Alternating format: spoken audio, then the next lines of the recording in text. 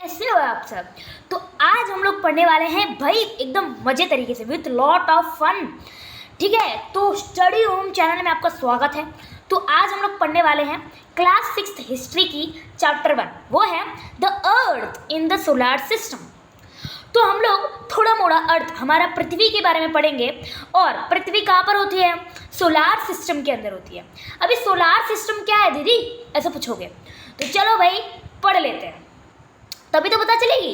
चलो एकदम नोट्स के थ्रू सिंपली समझेंगे। सेलेस्टियल बॉडीज पहला टॉपिक है। सेलेस्टियल बॉडीज क्या होता है, तो हम लोग एक एक करके एक एक लाइन पढ़ेंगे, टेंशन लेने का नहीं, ठीक है। चलो, the sun, the moon and all other objects shining in the night sky are called celestial bodies. एकदम सिंपल डेफिनेशन है, रट्टा मार लो या कहीं पर भी लिख के रख लो, ये एग्जाम में पक्का पूछा जाएगा, ये मेरा वादा है, ठीक है। जो सन, मून और कुछ अदर सब्सटेंसेस मतलब अदर ऑब्जेक्ट्स जो रात के समय स्काई के अंदर चमकते हैं ना, उन्हें कहते हैं सेलेस्टियल बॉडीज। जो सूरज, चंद्रमा और अदर जो ऑब्जेक्ट्स जो रात के समय स्काई के अंदर चमकते हैं, उसे कहते हैं हम लोग सेलेस्टियल बॉडीज। सिंपल सा डेफिनेशन है। अगर समझ नहीं आया तो वीडियो को आगे करके मीन्स वीडियो को पॉज करके आप लोग देख सकते हो। The moon, stars and planets cannot be seen during the daytime because the very bright light of the sun does not allow us to see them.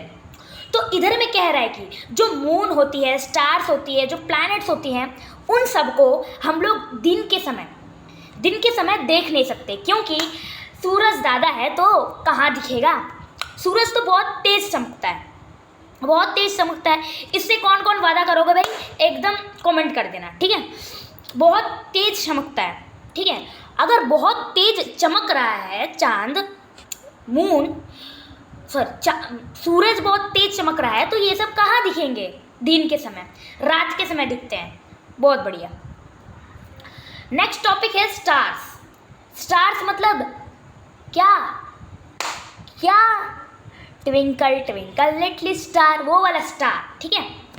चलो, stars are celestial bodies that are very bright, big and hot. ये जो stars है ना, वो हमें देखने में ही छोटे लगते हैं, पर एक्चुअली में ये बहुत बड़े होते हैं, बहुत ही बड़े होते हैं। They are made up of gases.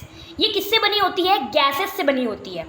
They have their own heat and light which they emit in large amount. The sun is also a star. तो ये जो स्टार्स के बाद अपना ही एक हीट होता है, अपना एक लाइट होता है, ठीक है। उनके पास एक अमाउंट ऑफ हीट और लाइट होता है, और सन भी एक स्टार कहलाता है, ठीक है। Simple. Constellations are various patterns formed by different group of stars. For example Ursa Major और बिग बियर। तो आप लोग कभी कभी ना आसमान में अगर रात के समय देखे होंगे, तो सितारों से मीन्स स्टार से एक अलग अलग तरीके के शेप्स बन जाते हैं। उसमें से हमें एक एक बार बियर दिखता है, एक एक बार उर्सा, ऐसे कुछ शेप्स दिखते हैं जिसे हम लोग रिकॉग्नाइज करते हैं। हाँ, इधर में तो बियर दिख रहा है, हाँ इधर में तो ये दिख रहा है, ऐसे कभी सोचते हो ना। तो इन सब को कहा जाता है कॉन्स्टलेशन। क्या कहा जाता है? कॉन्स्टलेशंस, ठीक है। Simple. The north star indicates the north direction. जो स्टार्स नॉर्थ डायरेक्शन में होती है, वो जो है नॉर्थ डायरेक्शन को इंडिकेट करवाती है। ये सिंपल सा बात है, ये सभी को ही पता होना चाहिए। It is also called the pole star. ऐसी स्टार जो नॉर्थ डायरेक्शन को दिखाती है, उसे हम लोग कहते हैं पोल स्टार।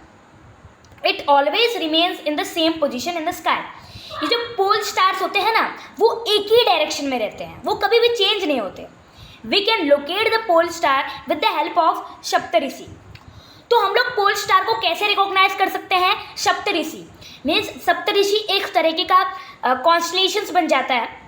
हम लोग ने समझे है ना, एक शेप बन जाता है जिससे हम लोग पोल स्टार को रिकॉग्नाइज कर सकते हैं। चलो भाई, पहला हो गया है टॉपिक क्लियर। मैं ज़्यादातर टॉपिक पढ़ाने से पहले नहीं पढ़ती।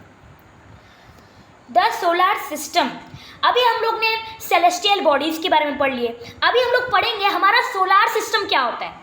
छोटे से हम लोग पढ़ के आ रहे हैं हमारा सोलार सिस्टम में इतने सारे प्लैनेट्स रहते हैं, इतने सारे मिल्की वे गैलेक्सी होती है, क्या है इसका राज। तो चलो पढ़ते हैं। The sun, 8 planets, satellites and some other celestial bodies known as asteroids and meteoroids from the solar system। इधर में कह रहा है कि जो सूरज, जो 8 प्लैनेट हमारे हैं, वो सैटेलाइट्स और बहुत सारे सेलेस्टियल बॉडीज, इन्हें क्या कहा जाता है, एस्ट्रॉइड्स और मिटेरॉइड्स कहा जाता है। तो इन एस्ट्रॉइड्स और मिटेरॉइड्स से हमें बनता है सोलार सिस्टम। सिंपल। चलो हम लोग पढ़ेंगे द सन के बारे में, सूरज दादा के बारे में हम लोग पढ़ेंगे, ठीक है, सिंपली पढ़ेंगे। The sun is in the centre of the solar system. It is huge and made up of extremely hot gases. तो इधर में कह रहा है कि जो सूरज है ना, वो सोलार सिस्टम का एकदम बीच में रहता है, ठीक है, और ये जो है एकदम गर्म और हॉट गैसेस से बना हुआ है। अगर आप लोग पैर रखोगे ना, जल जाओगे।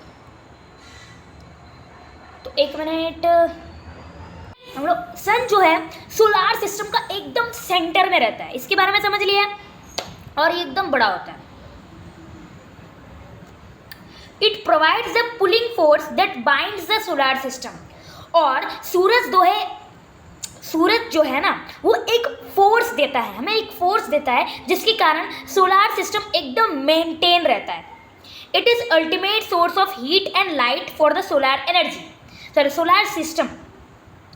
तो सूरज नहीं होगा तो हमें हीट कहाँ से आएगी, हमें गर्मी कहाँ से आएगी, हमें लाइट कहाँ से आएगा, हमें रोशनी कहाँ से आएगी।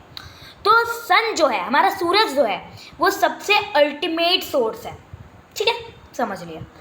अभी हम लोग पढ़ेंगे धूमधाम से प्लैनेट्स के बारे में। प्लैनेट्स क्या होती है, जिस पे हम लोग ले रहे हैं, ठीक है। हमारा अर्थ भी एक प्लैनेट है, तो प्लैनेट्स के बारे में पढ़ेंगे। Planets are celestial bodies that do not have their own heat and light. Celestial bodies के बारे में आप लोग पढ़े हो, ठीक है। स्टार भी एक सेलेस्टियल बॉडी है, सन भी एक है, पर सन के पास अपना ओन हीट एंड लाइट है, और स्टार्स के पास भी अपना ओन हीट एंड लाइट है, पर प्लैनेट्स के पास अपना हीट और लाइट नहीं रहता। They are lit by the light of stars. इनको रोशनी कहाँ से मिलती है, स्टार्स से मिलती है। Earth is a planet too. It gets all its heat and light from the sun और our nearest star.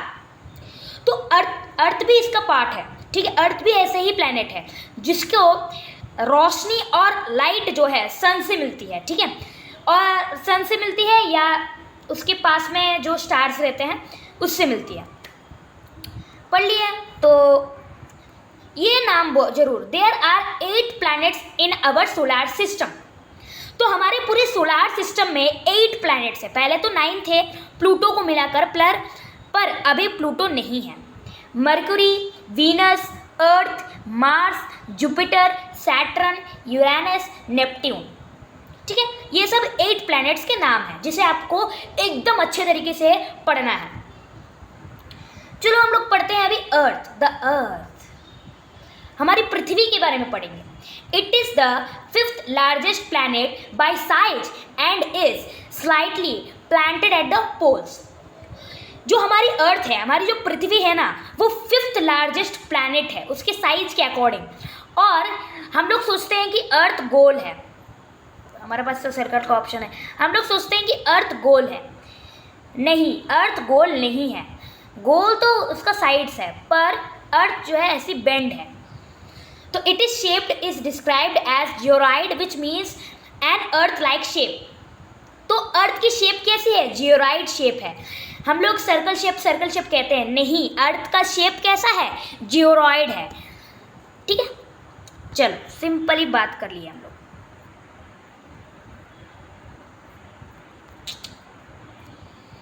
It is a unique planet in the solar system because हमारा अर्थ को, हमारी पृथ्वी को सबसे यूनिक माना जाता है। क्यों माना जाता है? Condition favourable to support life the probably found only on the earth, और ऐसा कोई सा भी प्लैनेट नहीं है जिसके अंदर लाइफ सस्टेनेबल है, मीन्स लाइफ हो सकता है।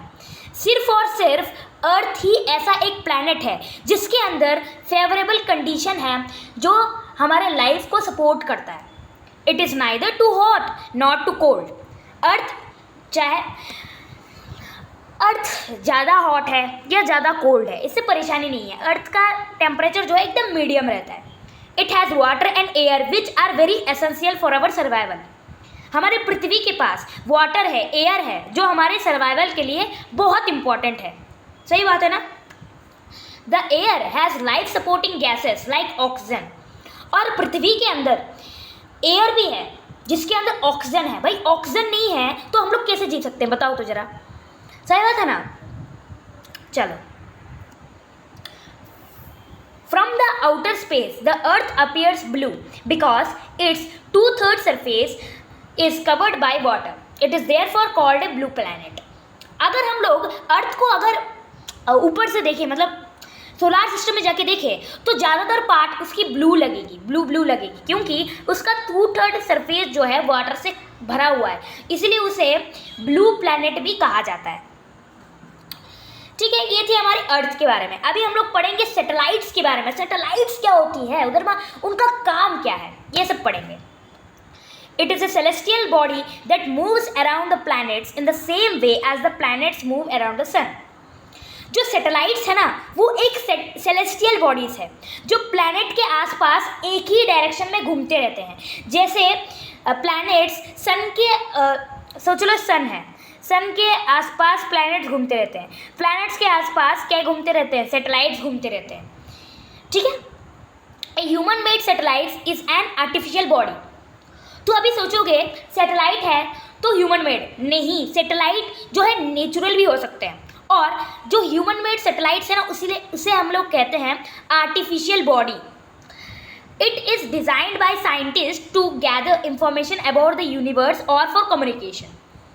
ये जो सैटेलाइट जो आर्टिफिशियल है ना, वो साइंटिस्ट के द्वारा बनाए गए हैं। क्यों बनाए गए हैं? इंफॉर्मेशन इकट्ठा करने के लिए हमारे यूनिवर्स के बारे में। ले तो कम्युनिकेशन के बारे में सैटेलाइट्स दी जाती है, जिससे हम लोग फ़ोन वगैरह बात करते हैं। तो आगे, it is carried bye rocket and placed in the orbit around the अर्थ। तो सैटेलाइट्स को रॉकेट के द्वारा ऊपर ले जाई जाती है और जो अर्थ घूमने वाली जो ऑर्बिट है ना, उसमें प्लेस किया जाता है। द मून, अभी हम लोग सन के बारे में पढ़ लिए, अर्थ के बारे में पढ़ लिए, प्लैनेट्स के बारे में पढ़ लिए, सेलेस्टियल बॉडीज़ के बारे में पढ़ लिए। अभी हम लोग पढ़ेंगे मून। हमें चंद्रमा के बारे में पढ़ना बहुत जरूरी है, तो हम लोग चंद्रमा के बारे में भी पढ़ लेते हैं। चलो, the moon as a satellite and moves around the earth. देखो भाई, हम लोग ने सैटेलाइट्स का टॉपिक पढ़ लिया और मून जो है सैटेलाइट निकला। मून जो है, हमारे चांद जो है, वो एक सैटेलाइट है जो अर्थ के आसपास घूमते रहता है। The only satellite of earth. बाकी सारे प्लैनेट्स के एक या दो, एक से ज़्यादा सैटेलाइट्स हैं, पर अर्थ ही एक ऐसा प्लैनेट है जिसके पास एक सैटेलाइट है, सिर्फ एक सैटेलाइट। इस diameter is only 1/4 that of the earth. जो चांद की जो साइज है ना, वो 1/4 अर्थ की साइज से बहुत छोटी है। सही बात है ना। It appear so big because it is nearer to earth than other celestial bodies. पर हम लोग जब बाहर निकले तो मून जो है हमें दिख जाता है, पर बाकी सारे जो सेलेस्टियल बॉडीज है वो क्यों नहीं दिखते? क्योंकि मून हमारे सोलार मतलब हमारे अर्थ के बहुत सामने है, इसलिए मून जो है हमें दिख जाता है। सिंपल सी बात है ना, जाहिर सी बात है। It moves around the earth in about 27 days and takes exactly the same time to complete one spin. तो ये बहुत जरूरी है। चांद जो है हमारी अर्थ के चक्कर 27 डेज के अंदर कंप्लीट करता है और एग्जैक्टली उसी टाइम के अंदर वो अपना एक स्पिन कंप्लीट कर लेता है। Hence only one side of the moon is visible to us on the earth. इसीलिए मून का एक ही साइड हमें अर्थ से दिखता है। It has mountains, plains and depressions on its surface. जो चांद के ऊपर माउंटेन्स भी है, प्लेन्स भी है और उसके अंदर गड्ढा भी है। डिप्रेशन मतलब गड्ढे। The moon appears at different times, in different shapes and at different position. अभी कहा गया है कि हमें जो है मून अलग अलग टाइम में दिखती है, अलग अलग शेप में दिखती है, अलग अलग पोजीशन में दिखती है। तो कैसे दिखती है?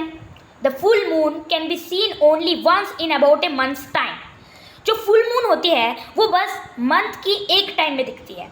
On the full moon night और पूर्णिमा, इसे फुल मून नाइट या पूर्णिमा भी कहा जाता है। ए fortnight later it cannot be seen at all, it is the new moon night और अमावस्या। जो कंप्लीटली हमारी मून नहीं दिखती उसे कहते हैं न्यू मून नाइट या अमावस्या। सिंपली चलो अभी हम लोग पढ़ेंगे एस्ट्रॉइड्स के बारे में। अभी एस्ट्रॉइड्स क्या होते हैं? These are numerous tiny bodies which also move around the sun like stars, planets and satellites। ये एस्ट्रॉइड्स क्या होते हैं? ये भी एक टाइनी बॉडी, छोटे छोटे पार्ट्स होते हैं जो सन के आसपास घूमते हैं और प्लैनेट्स के आसपास घूमते हैं। They are found between the orbits of Mars and Jupiter. ये एस्ट्रॉइड्स कहाँ पर दिखते हैं? मार्स और जुपिटर के ऑर्बिट के बीच में दिखते हैं, ध्यान रखिए। अभी मीटरॉइड्स क्या होते हैं? मीटरॉइड्स के बारे में पढ़ना है ना। These are smaller pieces of rocks which move around the sun.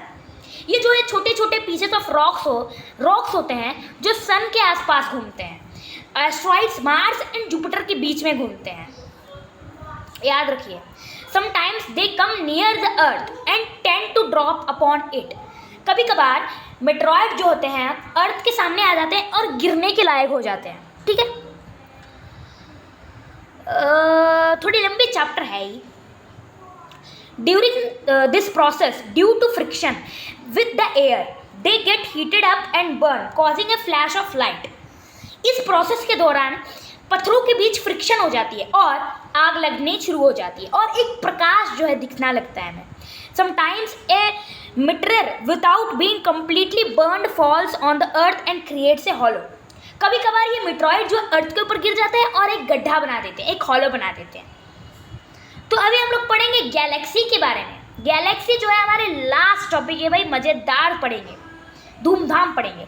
It is a huge system of billions of stars and clouds of dust and gases. तो भाई गैलेक्सी जो है हजारों बिलियंस स्टार्स से भरी हुई है और इसके अंदर क्लाउड्स ऑफ डस्ट, गैसेस ये सब होते हैं। Our solar system is a part of the milky way Galaxy. हमारा सोलर सिस्टम किसका पार्ट है? मिल्की वे गैलेक्सी का पार्ट है। Millions of such galaxies make up the universe. Galaxy बस एक नहीं होती, हजारों होते हैं, मिलियंस होते हैं, करोड़ होते हैं, ये सब मिलके एक यूनिवर्स बनाते हैं। तो भाई ये थी आपका जियोग्राफी का चैप्टर 1 जो हम लोग ने धूमधाम मचाकर पढ़ लिए। तो अगर आपको वीडियो अच्छी लगी तो भाई किसके लिए वेट कर रही हो? फटाक से आप लोग लाइक शेयर सब्सक्राइब कर दो। और किसके लिए वेट कर लो? हमारा फैमिली को और बड़ा करना है ना। तो चलो भाई नेक्स्ट वीडियोस के लिए नेक्स्ट चैप्टर्स में मिलते हैं, तब तक के लिए बाय। पढ़ाई जो है विथ लॉट ऑफ फन होनी चाहिए, डिप्रेशन वग्रेशन में नहीं। तो अगर आपको अच्छी सी पढ़ाई करनी है तो स्टडी होम चैनल को सब्सक्राइब कर लेना है, ठीक है? भूलना मत यार।